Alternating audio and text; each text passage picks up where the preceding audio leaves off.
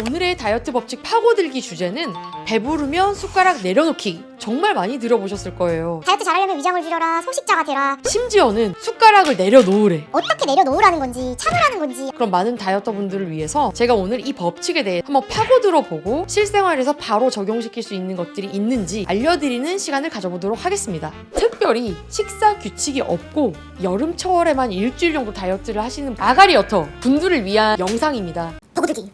배가 어느 정도 차면 숟가락을 내려놓으라는데 그 지점을 어떻게 찾으면 되는 거죠? 자, 일단 이 법칙은 야, 너 밥 먹다가 도중에 숟가락을 내려놔가 아니에요. 너가 포만감이 드는 지점에 대해서 인지를 해야 된다라는 얘기인 거거든요. 자, 여기서 가장 중요한 게 15분입니다. 뇌에서 그 포만감을 인지해서 자, 그만 드세요 라고 오더를 내리기까지 최소 15분이 걸린다고 합니다. 뇌의 중추에서 야, 너 그만 먹어, 충분한 영양소들이 들어왔고 에너지가 들어왔어 라고 얘기를 해줘야 되고, 그거를 알아챘을 때 포만하다라고 느끼게 되는 거거든요. 때문에 내가 식사 시간을 굉장히 빠르게 하고 있거나 미친 듯이 전쟁같이 먹고 계시는 분들 같은 경우에는 이 식사 시간 자체를 늘리시는 게 1차적인 목표가 되실 거고요. 15분간 먹었는데 난 계속 배고픈 거 같고 잘 모르겠어요 하시는 분들은 일단 자리에서 일어나 보세요. 갑자기 배가 확 부른다거나 포만감을 물리적으로 느끼실 수 있으실 거예요. 그래서 이 방식을 계속 어느 정도 훈련을 하셔야 됩니다. 보고들기.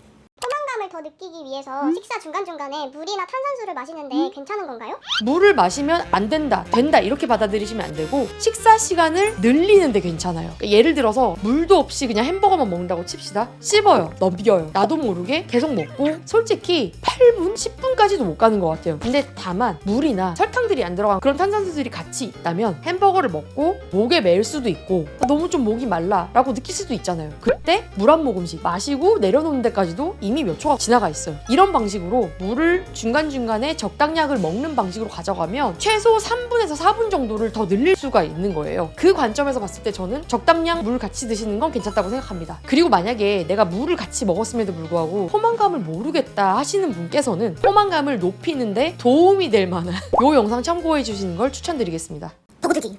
혼밥 말고 만약에 여럿이서 함께 먹을 때 먹으면 정말 조절이 안 되는데 그럴 때 양 조절하는 팁 있을까요? 예를 들어서 회식이나 생일 이런 것들을 할 때 나 1인분만 먹고 땡 이거 아니잖아요. 여러 개 시켜놓고 다 쉐어하고 싶단 말이에요. 심지어 고깃집에 가도 똑같아. 어려울 수밖에 없습니다. 1인분에 대한 경계가 없기 때문이에요. 어디까지가 내 것인 것인가? 어디까지 내가 먹을 수 있는 것인가 없단 말이죠. 여기서 현타를 받으시지 마시고요. 당연히 어려운 부분이기 때문에 더욱이나 제가 앞서 말씀드린 것과 같이 15분이라는 걸 좀 인지를 하시고 드시는 걸 추천드릴게요. 이것저것 야채도 단백질도 탄수화물도 고루고루 내 앞에 그릇에 덜으신 다음에 고루고루 하나씩 드셔보세요. 이것들이 쌓이고 쌓이시면 1인분의 경계가 없는 상황에서도 전보다 많이 드시지 않게 될 가능성이 되게 높아지실 겁니다. 보고들기. 자, 오늘 당장 적용시킬 수 있는 꿀팁에 대해서 제가 정리를 해드리겠습니다. 일단 너무 심한 공복 상태에서는 식사를 하시기 20-30분 전에 물 한 컵 정도 드시는 걸 추천드리겠습니다. 두 번째는 내가 규칙적으로 해나갈 수 있는 식단인지가 되게 중요해요. 때문에 내가 정말 좋아하는 탄수화물, 단백질, 지방, 식재료들을 가지고 오세요. 그래서 섭취 시간을 최소 15분으로 길게 빼서 드셔보실 겁니다. 중간중간에 물도 드셔보시고 15분이 채우기가 너무 어렵다고 하시면 야채 같은 것도 한 그릇 이렇게 가져오셔서 드셔도 되는 거예요. 어차피 닭고야 드시라고 하시면 안 드실 거잖아요. 일단 내가 좋아하는 탄단지 최소 2-3주는 해보시는 걸 추천드릴게요. 이렇게 하셔야 남도 아니고 나의 진짜 포만감, 내 몸이 정말 원하고 뇌가 그걸 실질적으로 느끼는 그 포만감을 파악하는데 되게 좋습니다. 보고들기.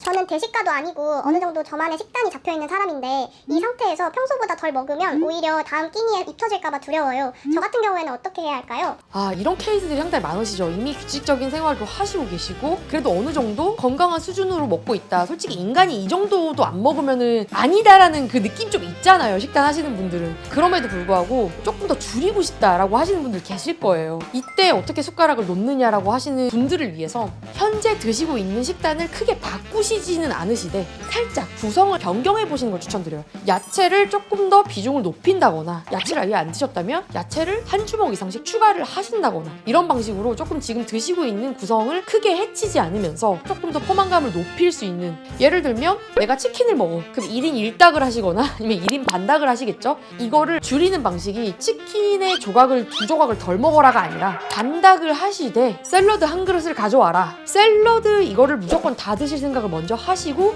그 이후에 들어갈 공간이 있다면 그 이후에 반닥을 마무리를 해라. 약간 이런 느낌으로 혹시 먹는 걸 줄이고 싶다고 하시는데 운동은 하고 계시나요? 근본적으로 이미 적당량을 드시고 계시는 분들이 체중을 감량하시고 싶으시다면 저는 움직임을 더 늘리라고 말씀을 드려요. 매일 4층, 5층 정도는 계단으로 올라오실 수 있잖아요. 이 정도만 바꾸셔도 더 허리띠 졸라매지 않으셔도 체지방 감량 쉽게 하실 수 있을 겁니다. 보고들기. 지금까지 다이어트 법칙 파고들기, 배부르면 숟가락 내려놓기에 대해서 말씀을 드렸습니다. 다이어트를 하시다 보면 정말 다양한 법칙들이 존재를 하고 이게 맞나 안 맞나 고민이 많으실 거예요. 댓글로 궁금증에 대해서 많이 남겨주시면 저희가 선별하여 좋은 내용으로 찾아뵙도록 하겠습니다. 지금까지 김혜였습니다. 안녕.